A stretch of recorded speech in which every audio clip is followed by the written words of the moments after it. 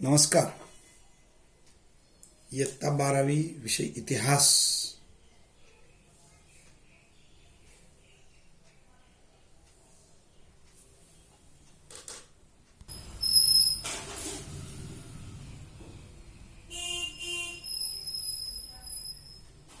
यामधील प्रकरण 6 वसाहतवादाविरुद्ध भारतीयांचा संघर्ष या प्रकरणाचा आपण अभ्यास करत आहोत. कालच्या तासिकेमध्ये आपण 1857 पूर्वीचे लढे किंवा उठाव यांच्या संबंधी अभ्यास केलेला आहे. जसे की यामध्ये भिल्लांनी केलेला उठाव, पाईकांचा उठाव,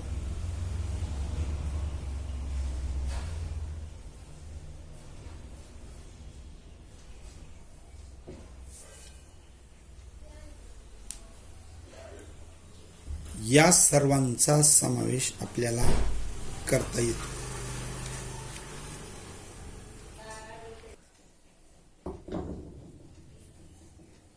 त्याचबरोबर नाईकांचा उठाव, विशेषतः उमाजी नाईक व त्यांनी ब्रिटिशांच्या विरोधात काढलेला जाहीरनामा,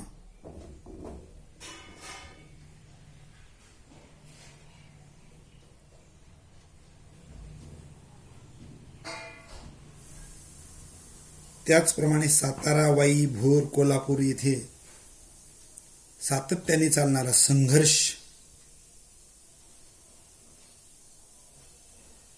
महादेवगड किल्लेदार फोंड सावंत, तांदळवाडीकर यांनी केलेला उठाव, अशा अनेक लहान मोठ्या उठावांच्या संदर्भामध्ये गेल्या तासिकेमध्ये आपण माहिती पाहिलेली आहे.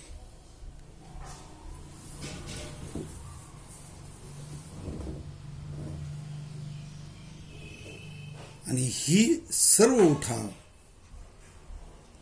याचं मोठं रूपांतर म्हणजेच साधारणतः 1857चा स्वातंत्र्य लढा असं आपल्याला म्हणता येईल. म्हणजेच त्याला आपण 1857चा उठाव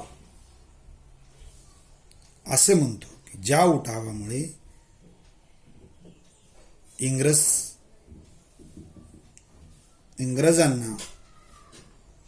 इंग्रज कंपनीला फार मोठा हादरा बसला.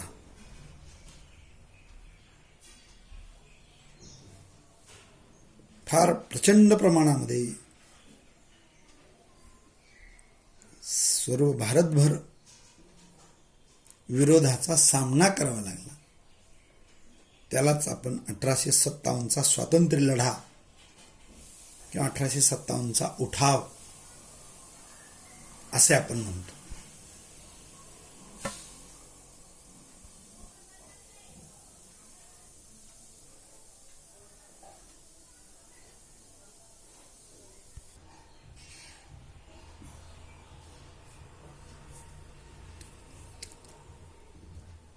सोबतच्या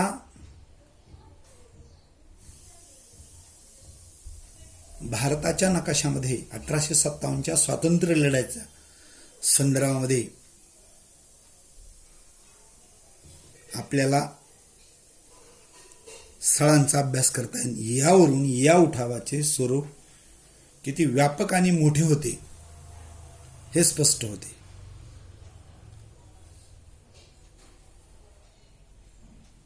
नकाशामध्ये ज्या ज्या ठिकाणी 1857चा स्वातंत्र्य लढा लढला गेला किंवा उठाव झाला, या उठावाची ठिकाणे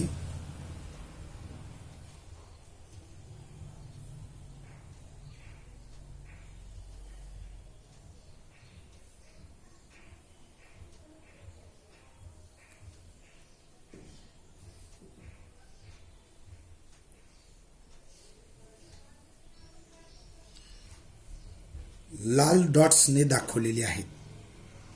म्हणजेच एवढ्या ठिकाणी हा उठाव झालेला दिसतो. म्हणजेच फार मोठ्या व्यापक स्वरूपामध्ये हा उठाव आपल्याला पाहायला मिळेल. या नकाशामध्ये भारत म्हणजे स्वातंत्र्यपूर्वीचा भारत, ज्यामध्ये पाकिस्तान आणि बांगलादेश यांचाही समावेश होतो. तर या पद्धतीने या उठावामध्ये ही स्थळं दाखवलेली आहेत. जसं आपण पाहत असताना दिल्ली आहे, मुझफ्फरनगर आहे, फिरोजपूर आहे, आग्रा आहे, ग्वाल्हेर आहे, झाशी आहे, इंदोर आहे, अहमदाबाद आहे, सातारा, कोल्हापूर, नागपूर, जबलपूर, शिकारपूर, कराची, लाहोर, पेशावर, इकडं बांगलादेशमध्ये ढाका, तसेच बहारामपूर, बराकपूर, एवढी नावं आपल्याला या नकाशामध्ये 1857च्या स्वातंत्र्य लढ्यात ज्या ठिकाणी उठाव झाला या ठिकाणच्या स्थळांची नावं सांगता येते. म्हणजेच यावरून आपल्याला या उठावाचे क्षेत्र किती व्यापक होते, त्याचबरोबर त्याची तीव्रता किती होती आणि किती मोठ्या प्रमाणामध्ये हा उठाव झालेला दिसतो हेच आपल्याला स्पष्ट होते. म्हणून या उठावाचा अभ्यास करण्यासाठी आपल्याला हा नकाशा पाहणं गरजेचं आहे. या नकाशावरून आपल्याला उठावाची स्थळे, इंग्रजांच्या ताब्यातील असलेला प्रदेश जो पिवळसर रंगाने दाखवलेला आहे तो, आणि भारताची वर्तमान बाह्य सीमा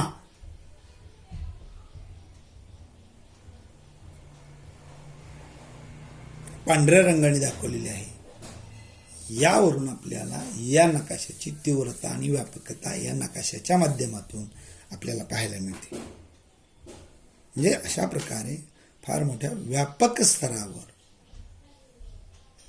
संपूर्ण भारतामध्ये महत्त्वाच्या ठिकाणी हा उठाव झालेला आपल्याला पाहायला मिळेल.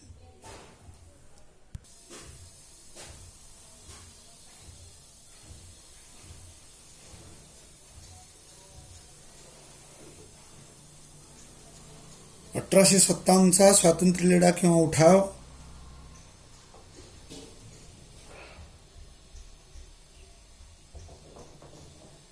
याला अनेक कारणे आहेत. त्याला काही तात्कालिक कारणे असं म्हणता येईल, काही दीर्घकालिक कारणे असं म्हणता येईल. या कारणांचा शोध घेत असताना पुढील काही महत्त्वपूर्ण कारणांचा विचार आपल्याला करावा लागेल. जसे या स्वातंत्र्य लढ्यामागे किंवा उठावामागे ब्रिटिशांच्या फौजेत असलेले भारतीय सैनिक व त्यांचा असंतोष हे सगळ्यात महत्त्वपूर्ण कारण आहे. कारण ब्रिटिश सैन्यामध्ये असलेले भारतीय सैनिक यांनीच ब्रिटिश सरकारविरोधात, ब्रिटिश कंपनी विरोधात हा संघर्ष सुरू केला होता, उठाव सुरू केला होता. आणि त्यामुळे हे महत्त्वपूर्ण कारण आपल्याला सांगता येईल की हा का करण्यात आला, तर त्यांचा असलेला असंतोष, वेगवेगळ्या कारणामुळे असलेला त्यांचा असंतोष, आणि यामधून या सैनिकांनीच ब्रिटिशांच्या विरोधात हा उठाव केला आणि त्यामुळं त्याला फार मोठं व्यापक स्वरूप आलेलं दिसतं. भारतातील वेगवेगळ्या प्रदेशामध्ये, वेगवेगळ्या क्षेत्रामध्ये, वेगवेगळ्या शहरामध्ये या पद्धतीने या सैनिकांनी उठाव केलेला आपल्याला पाहायला मिळतो. त्याचबरोबर राजकीय, सामाजिक, धार्मिक, आर्थिक अशी विविध कारणे 1857च्या उठावामागे होती.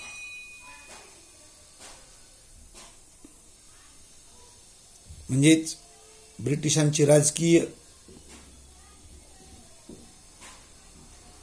एकाधिकारशाही, हुकुमशाही,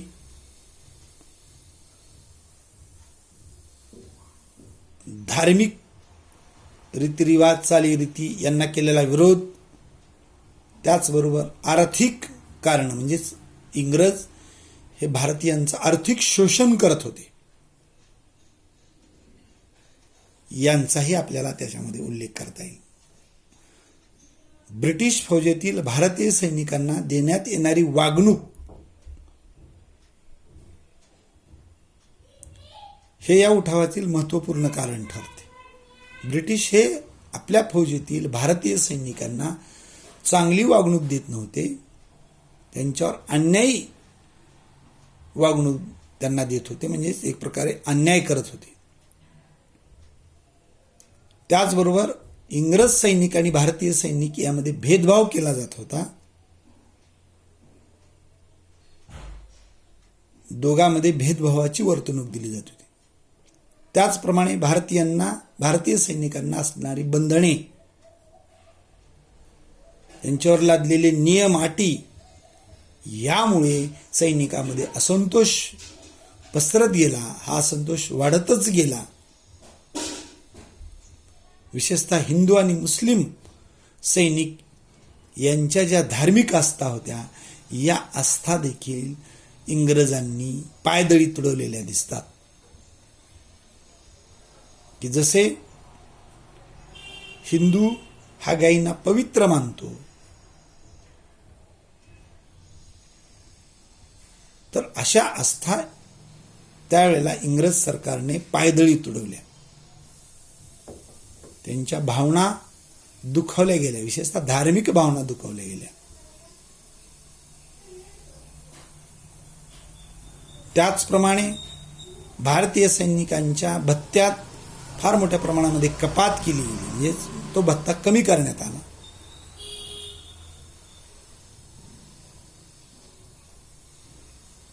त्यांना समुद्र ओलांडण्याची सक्ती करण्यात आली. कवायतीच्या वेळी होणारा अपमान, त्यांना भारतीय म्हणून हीन लेखणे, गोरे काळे असा पद्धतीचा भेदभाव करून त्यांना अपमानजनक वागणूक देणे, नोकरीतील बदल्या यामध्ये केलेला पक्षपात, त्याचबरोबर त्यांच्या कार्यक्षमतेवर अन्याय होत असे. वरिष्ठ पदावर बढती न मिळणे, म्हणजेच त्यांच्या चांगलं कार्य असून देखील त्यांना वरिष्ठ पदावर बढती दिली जात नव्हती.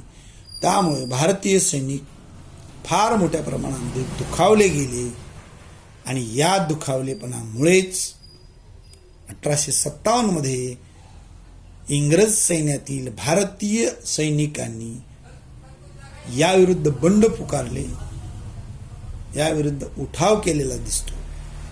आणि म्हणून इंग्रज सैन्यातील भारतीय सैनिक हे या उठावाचं त्या काळातील महत्त्वपूर्ण कारण ठरतं, असं आपल्याला एकूण याच्या संदर्भामध्ये म्हणता येईल. त्याचप्रमाणे तत्कालीन गव्हर्नर जनरल लॉर्ड डलहौसी याने भारतीय संस्थानिक आणि त्यांच्या कारभारामध्ये हस्तक्षेप केला. उदाहरणार्थ यामधील दत्तक वारसा हक्क नामंजूर करणे, म्हणजेच त्या काळामध्ये एखाद्या राजाला जर मुलगा नसेल तर त्याला दुसरा दत्तक मुलगा घेता येणार नाही, त्याला गादीवर बसता येणार नाही, बसवता येणार नाही. तर ते संस्थानिक इंग्रज ताब्यात घेत असत आणि नियमबाह्य घोषित करत असत.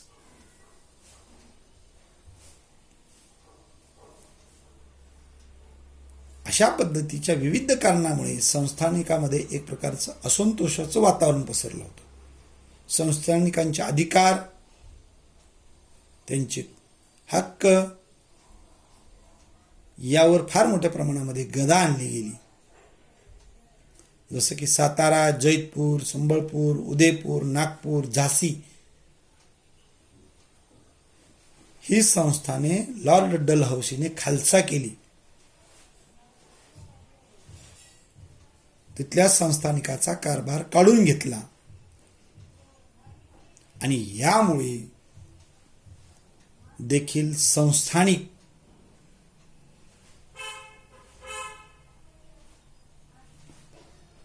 हे असंतुष्ट होते आणि संस्थानिक असंतुष्ट होते, त्यामुळे त्यांचे सैनिकही फार मोठ्या प्रमाणामध्ये असंतुष्ट होते. याचा विपरीत परिणाम त्यांच्या सैनिकावरही झालेला दिसतो. जसं की संस्थानचे खालसा केल्यामुळे संस्थानामधील सैनिक बेकार झाले, त्यांना कामावरून काढून टाकण्यात आले, त्यांच्या नोकऱ्या गेल्या, त्यांची वर्दी गेली. म्हणून ते बेकार झाले आणि अतिरिक्त सैनिकांचा भार हा शेतीवर पडलेला दिसतो.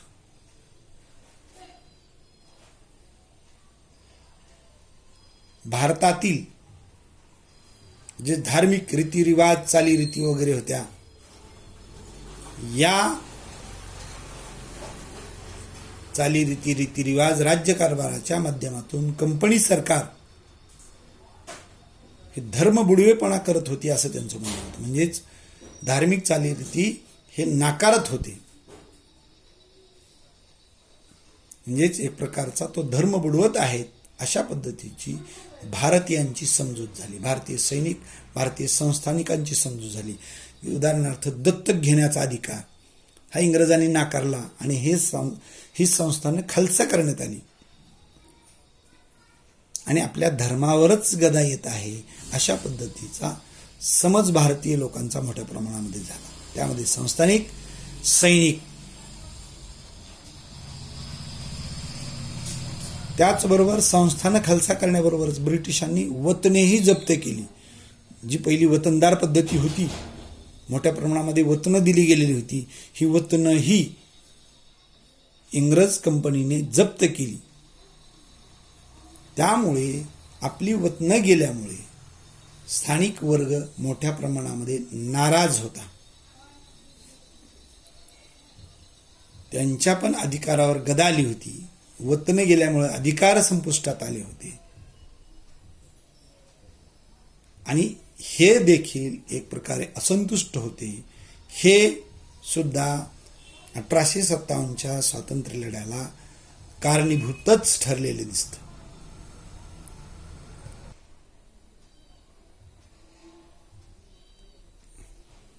याप्रमाणेच संस्थानिक आणि वतनदारी गेल्यामुळे संस्था खालसा झाल्यामुळं आणि वतनदारी गेल्यामुळं संस्थानिक चिडून होते, वतनदार चिडून होते, असंतुष्ट होते. सैनिकावर अशा पद्धतीचा भेदभाव, अन्याय केला जात होता म्हणून सैनिकही असंतुष्ट होते. याप्रमाणेच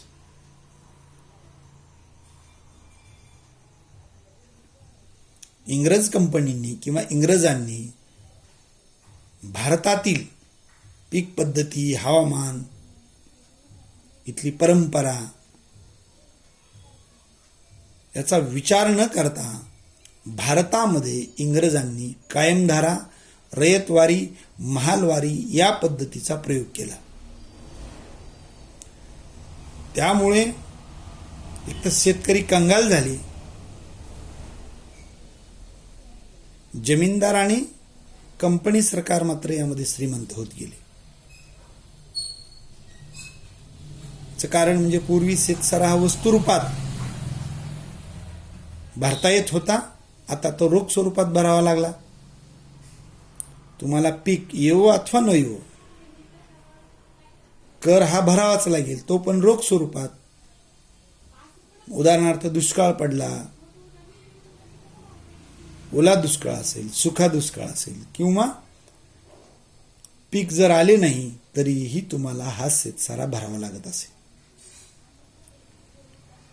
आणि या अशा नैसर्गिक आपत्तीमुळे शेतकऱ्याची अवस्था अतिशय बिकट होत गेली.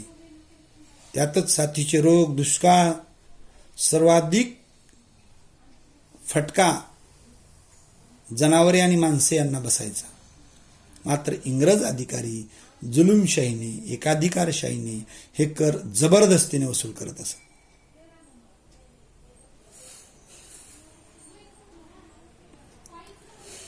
आणि ब्रिटिशांचा भारतीय लोकांकडे बघण्याचा दृष्टिकोन हा सहानुभूतीचा नव्हता. तो अन्याय, जुलमी, ते एक प्रकारचा व्यवसाय म्हणून, व्यापार म्हणून एक प्रकारे बघायचा. आणि म्हणूनच सावकार आणि सरकार यांच्या कचाट्यामध्ये शेतकरी सापडलेला दिसतो. पूर्वी जमिनीची विक्री करता येत नसे, अडचणीत सापडलेला शेतकरी नाईलाजापोटी रोख पैशासाठी जमीन विकू लागला, आपल्या जमिनी घाण ठेवू लागला. आणि कंपनीने पहिली जमीन विकता येत नव्हती तर जमीन विक्रीयोग्य वस्तू बनवून टाकली आणि त्यामुळे शेतकरी मोठ्या प्रमाणामध्ये जमिनी विकायला लागला. त्यातच इंग्रजी मळेवाल्यांनी भारतामध्ये नगदी पिके घेण्यास सुरुवात केली.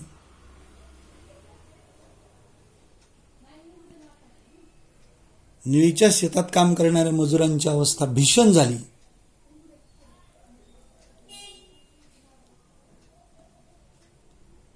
आणि यामुळे शेतमजूर, शेतकरी यांच्यामध्ये असंतोष पसरल्याचा दिसतो.